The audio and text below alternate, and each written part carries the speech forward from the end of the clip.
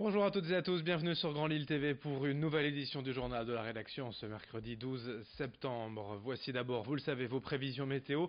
Et ça se gâte aujourd'hui dans la région avec le retour des perturbations nuageuses et pluvieuses. Le temps va se dégrader au fur et à mesure de la journée. Des averses sont attendues dans la métropole lilloise, sous la grisaille, partout dans la région, quelques gouttes localement.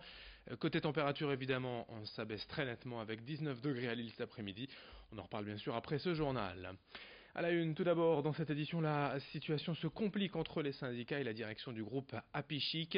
Pour rappel, l'entreprise nordiste qui réunit des enseignes telles que Jules, Brice et Bisbee va fermer 88 magasins et supprimer 466 postes.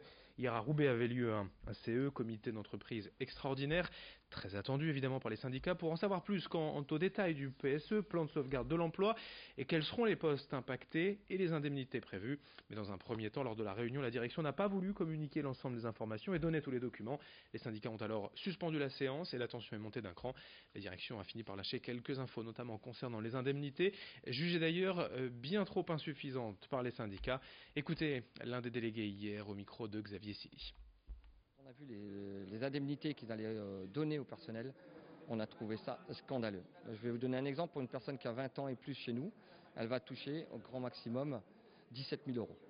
C'est-à-dire on va lui donner 3 000 euros au départ d'indemnité forfaitaire et après on va lui ajouter 700 euros par année d'ancienneté. La direction a essayé de nous imposer des choses que nous ne sommes pas d'accord et effectivement à ce jour-là, ça y est, nous sommes rentrés vraiment dans ce PSE et qui va être long parce que comme il n'y a pas eu d'accord de méthode, ça va durer 4 mois les négociations et effectivement on ne va pas se laisser faire pour que nos 466 postes touchés partent avec des indemnités à la hauteur de ce qu'ils devraient avoir.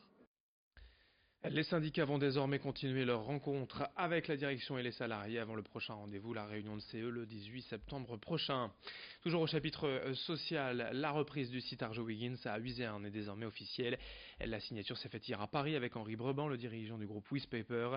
Cela représente un investissement de 16 millions d'euros et la création de 80 emplois directs. Sur place, le travail pourrait reprendre d'ici quelques semaines à peine. Une issue favorable qu'a salué hier Xavier Bertrand, le président de la région, mais aussi les syndicats et le personnel sur place après des mois de lutte sociale. Une question également dans la région, dans ce journal, que faites-vous au quotidien pour préserver l'environnement? Quelques jours après la marche pour le climat à Lille, mais aussi en France, près de 100 000 personnes rassemblées, nous sommes allés à votre rencontre dans les rues pour savoir quel était votre engagement, vos solutions pour sauvegarder la planète, ce que vous faisiez chaque jour pour contribuer à l'écologie. Des propos recueillis à Roubaix par Margot Sailly et Lucille Berthe-Constant. Il faut sauver la planète quand même. J'ai envie de dire qu'on est en train de la tuer depuis une centaine d'années à peu près, depuis la révolution industrielle. Donc bon, on devrait peut-être réfléchir à se bouger les fesses quoi. Je fais mon savon moi-même, je fais ma lessive moi-même, je fais mon liquide vaisselle moi-même. Une saturation, et non, je ne me sens pas du tout concerné. C'est pas le problème. Ils ont d'autres soucis que de s'occuper de l'écologie.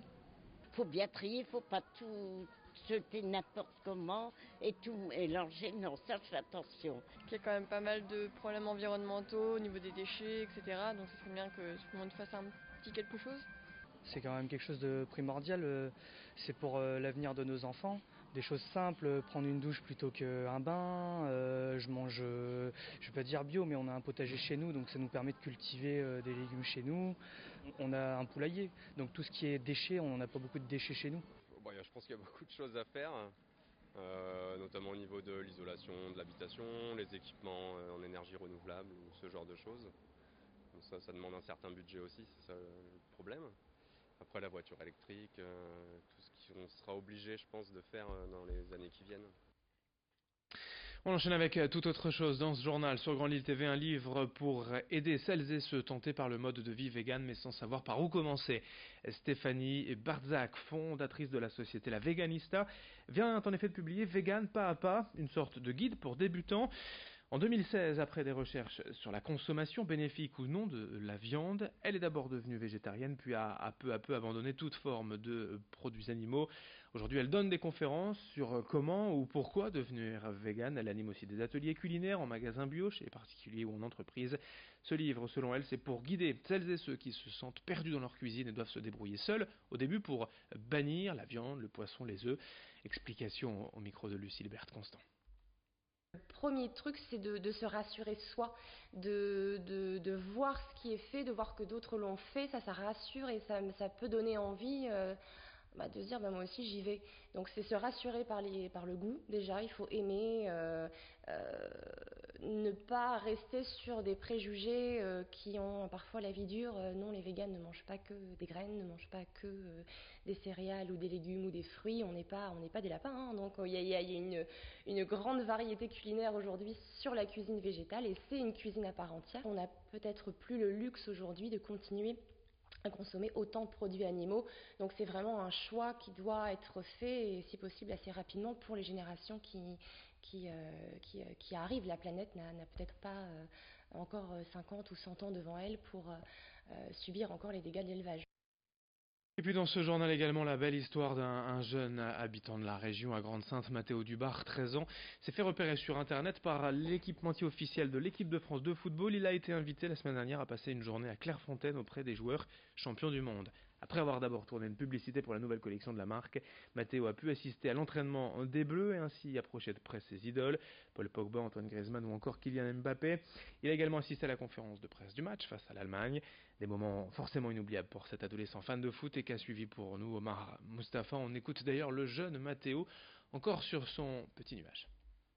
Nike m'a repéré par rapport à toutes mes activités Blacklist via Instagram. Alors ils m'ont proposé de faire un shooting photo et vidéo à Amsterdam. À Amsterdam, ça s'est passé en une journée. C'était chouette, l'accueil était plutôt bien. Après ça, j'ai commencé à être dans les magasins Nike et tout. Mes followers, ils ont augmenté aussi sur Instagram.